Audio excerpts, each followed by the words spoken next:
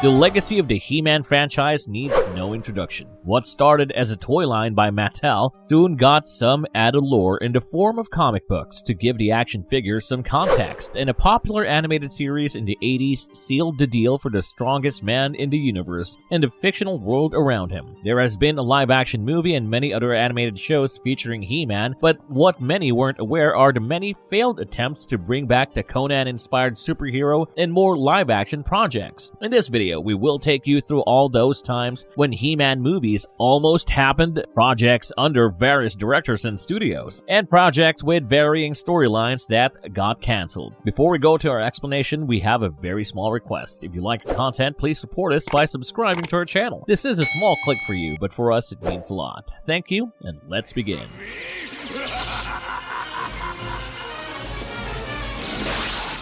A chronology of cancelled live-action He-Man movies. So close, yet so far. He-Man quickly became the goose laying golden eggs for Mattel, and the toy sales alone earned the company over $1 billion by 1984. The massive popularity inspired them to opt for a cartoon series to reap the rewards of the craze behind He-Man, and Filmation was asked to do the honors. A few glimpses of their work for the animated toy advertisements gave Mattel enough confidence to go for a full-blown animated series, and the show enjoyed a successful run for a couple of years.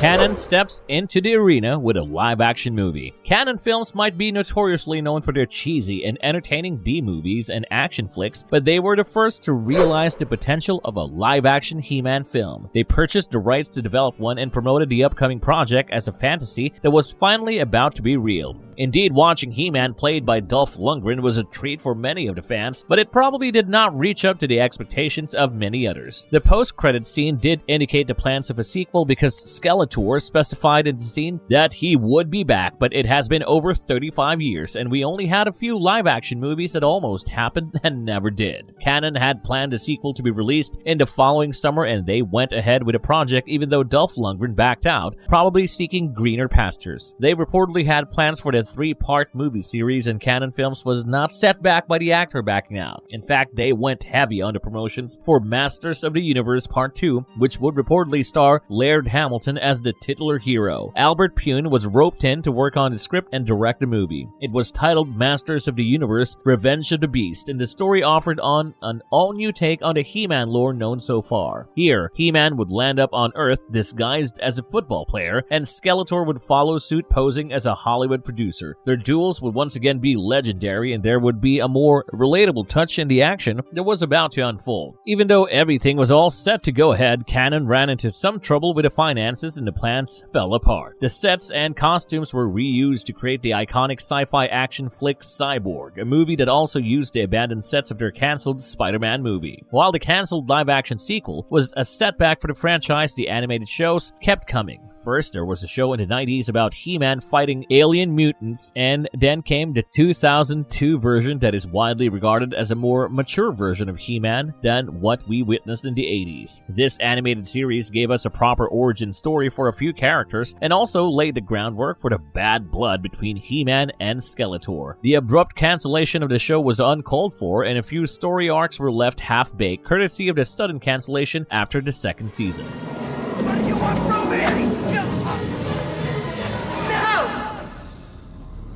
Fox 2000 enters the picture with new promises. Fox 2000 was a sister company of 20th Century Fox, and they purchased the rights of He-Man from Mattel. They had plans of creating a Masters of the Universe live-action reboot, and finally, after almost 2 decades, the fans could hope for a revival of what was started by Canon Films. The famous Hong Kong filmmaker John Woo, known for some stunning action flicks celebrated worldwide, was handed to be in charge of direction, and Lion Rock Productions, which was his own company, would help with the entire production process. The director revealed in a radio interview that Jason Lewis was being considered as Prince Adam and He-Man, while Nicolas Cage would be cast as Skeletor. Rumors even circulated the possibility of Dwayne Johnson taking up the lead role, and Adam Rifkin was tasked with the script of the movie. However, all hopes were squashed when it was reported that John Woo was not enthusiastic enough about the project, and it went on to become another of the cancelled He-Man movies that would haunt the fans. Later, Adam Rifkin revealed the real reason behind the cancellation during a podcast podcast, the writer spoke about how eager he was to be a part of the project and how his ambitions took a hit after Fox made the harsh decision. Apparently, they had plans for another project that was somewhat similar in line to HeMan, and this fantasy movie titled Aragon was given the go-ahead. When the film did not set the box office on fire, they were hesitant about the fantasy genre as a whole, and HeMan was shelved indefinitely.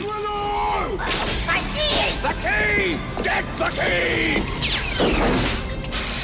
Christian Harloff and his plans for HeMan. After a few years of being in limbo, Christian Harloff picked up the broken pieces of HeMan to put together another live-action movie. He was part of Village Roadshow Entertainment Group, and he believed that the HeMan script that was being worked with so far needed some major revisions. He partnered with Mark Riley, and the writer recreated the HeMan universe in a way that the duo claimed would change the perception of the superhero. Village Roadshow didn't show much interest in this treasure hunt, but Legendary Productions under Warner Brothers saw some potential. They reportedly worked on the project for a few weeks before being cancelled because the production house was working on the new Conan movie reboot, and HeMan was something very similar in terms of the theme. The raw script was later handed over to Justin Marks to develop into something concrete, and he created something entirely original out of this. The screenplay was titled Grayskull, and he had plans for an entire trilogy which detailed plans for each character. Warner Brothers was back into business with producer Joel Silver, and together they wanted to recreate HeMan in a truly big-budget Hollywood movie fashion. This HeMan project would throw the characters in some kind of Middle-earth backdrop, and the initial plans to film the movie were mirrored around how the movie 300 was made. The storyline would shed light on the characters before we know them as who they are, including HeMan before his transformation. This also involved creating an entire world like you see in The Lord of the Rings, and this meant a budget that no one really planned for. The project remained in this state for some time, and no director was assigned yet. Carr Andrews came up with an impressive concept teaser, but it was John Stevenson, the director of Kung Fu Panda, who eventually got the charge. He had some fruitful discussions with the creative heads of Mattel, and John Stevenson planned for something on similar lines as created by Justin Marks. It would involve the creation of a whole new world, and when the Grayskull script was leaked online, it was actually enthusiastically approved by millions of fans. It was described as a heavenly combination of Lord of the Rings and Matrix, and the origin stories would be told in a Batman Begins fashion. It was no longer just a movie to please the kids, and the writing style was borderline R-rated. Some of the previously neglected characters such as Zodak and Mechanak were considered for this movie, and it was all boiling down to become the much anticipated HeMan live-action movie on a large scale.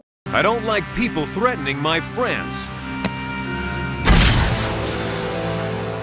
Another failed opportunity, another heartbreak. Shockingly enough, Warner Brothers chose to ignore the overwhelming response and appreciation for the script written by Justin Marks, and Evan Dougherty was brought on board to recreate the draft of Grayskull. It was his first major project, and collaboration with famed director John Stevenson was exactly what he was seeking. He stuck to the original lore and created his script around it. It would tell the story of Prince Adam's father Randor's brother Keldor, who struck a deal with the devil and switched to his evil side with time. He even tried to convince Prince Adam into joining him, and the onus lay on the young man to make the choice between good and evil. However, like all the previous attempts, this one also got stuck in the cold storage. Evan Dougherty later revealed that the meetings conducted to decide on the future of the project were often not amicable enough, and he himself got into trouble on a few occasions for introducing characters like She-Ra. Eventually, nothing really worked, and Warner Brothers officially gave up its dreams of creating something around HeMan. One of the major reasons behind the disagreement between the various parties involved was very basic. Mattel wanted the new movie to bear some resemblance to the content that they created over the last 2 decades, but Warner Brothers was determined to allow the franchise to sketch its own path.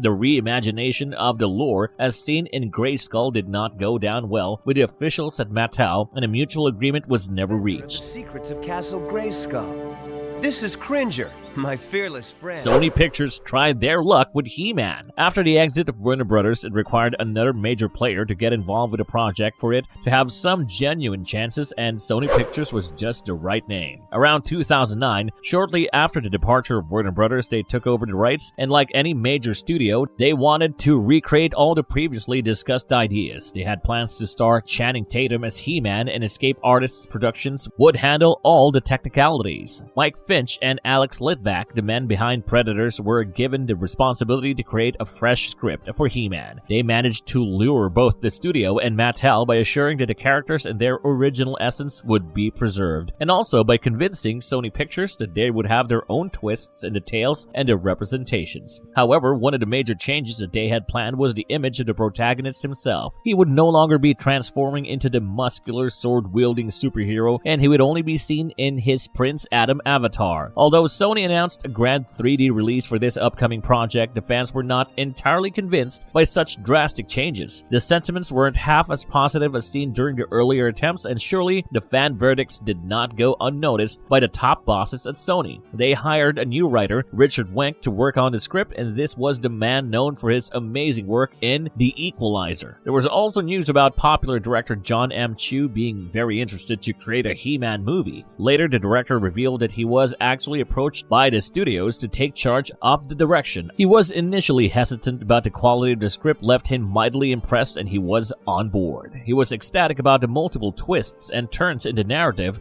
and he believed that contrary to the disappointment of the fans, they were actually in for a treat. The art director was asked to create a fresh look for He-Man, which was not going to be a mirror image of his previous versions. Meanwhile, to add further excitement to the possibilities, Dolph Lundgren expressed his desires to feature as He-Man once again. He admitted in an interview that at this point, he would rather play the role of the king, but the actor did not hide his optimism about the new take on the iconic character. With so much going for the project, you would expect something to materialize, wouldn't you? Well, you haven't learned much from the never-ending cancellation saga so far then. The director John Chu got tired of waiting, and after almost a year, he left the project to work on G.I. Joe.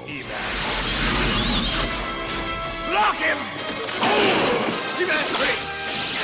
Terry Rossio, the Infusion of New Ideas. In the course of time, the He-Man live-action project changed hands more times than your fingers can count. This time around, it was up to Terry Rossio to give some shape to the idea. He was famously known for his box office hits like Pirates of the Caribbean, Lone Ranger, etc., and this was the screenwriter Eternia needed to finally come alive on screen. Sony was also on the lookout for capable directors who could collaborate on the project, and people like Chris Sanders, Joe Cornish, and Christopher Miller. Later, Jeff Wadlow was also in contention, and he won over the production house because of his keen enthusiasm. He established himself as a die-hard fan and as someone best suited to lead the charge and do justice to his childhood favorite. He was brought on board, and his immediate task was to rework on the script yet again. He revealed in a podcast that he had his designs ready and even hired 3 different special effects companies to turn his vision into reality. Getting the charge to work on his script was an added bonus for him, and it was probably the closest opportunity to get a decent live-action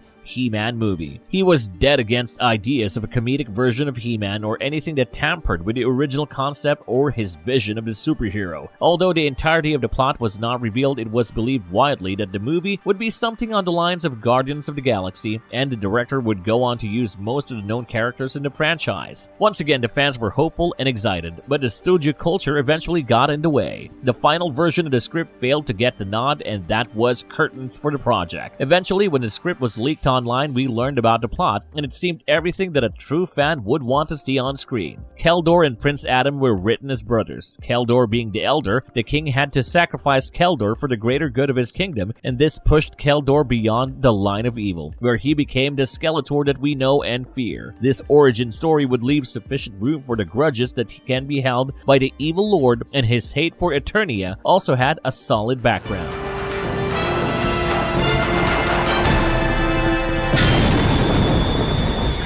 Christopher Yost, another glimmer of hope. In this musical chair played among writers and scripts, it was Christopher Yost's turn to take the center stage. The Thor 3 writer was asked to rewrite the script, and Joseph McGee, the man behind movies like The Babysitter and Charlie's Angels, was considered as the director for the project. Immediately after coming on board, the director confirmed that his first and foremost goal would be to appease the loyal fanbase. He had visions for a theme which would be a stunning combination of the glory of Marvel and the gritty, gruesome gruesome world of Game of Thrones. He wanted to carve the path for He-Man's journey that would have everything from emotions to action, and he wanted an all-out entertainer. Finally, we had a director who was playing by the studio rules and also throwing up some interesting ideas regarding the much-anticipated live-action project. Kellen Lutz created quite a buzz on Twitter about featuring as He-Man, and the fans were not entirely averse to the idea. He also had a fruitful meeting with McGee, who also appreciated Kellen Lutz as the titular protagonist. However, he also clarified that the role was not yet finalized and it could be someone else in contention. It was finally happening, much to the delight of the fans, and Sony announced a release date as well for 2019, but once again it was the old virus back with a new disease. McGee and the studio started having a few creative differences and the director left the project. Desperate to stick to their announced release date, David S. Goyer was considered to write another script for the movie. His writing hat had feathers of the most esteemed movies of the decade, such as the Blade trilogy or Batman Begins, and surely he could handle this project effortlessly. In typical Goyer style, he penned down a grand script that started everything from scratch. It was He-Man coming back on a large scale, which would require substantial investment from the studio. By 2018, it was clear that Sony was hesitant to invest massively in the casting and other requirements for this mega project, and like everyone else before him, David S. Goyer abandoned the project.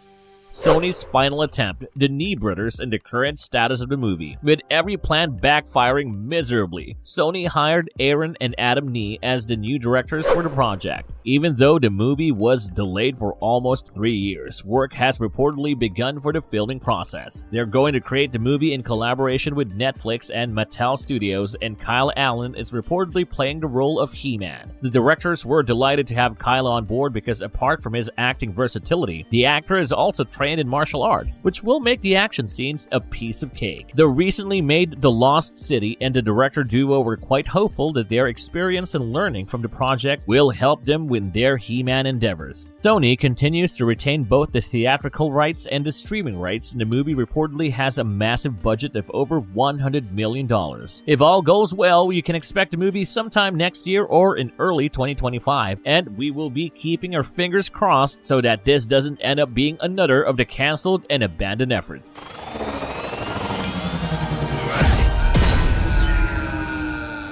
A few final words. There is no doubt that the He-Man franchise has been the unfortunate victim of not being the priority on multiple occasions, but the fact that there is still a lot of interest around the franchise speaks a lot about its popularity. Do let us know in the comments below about your thoughts on a live-action movie and tell us about the canceled project that you've had the highest hopes for. Hopefully it will be worth all the waiting when the live-action movie finally releases, and maybe it will be just as grand as what we have planned in our heads. If you like the content, don't forget to leave a like and subscribe to us if you haven't already. Have a good one and be safe. Thanks, everyone. I'll be back.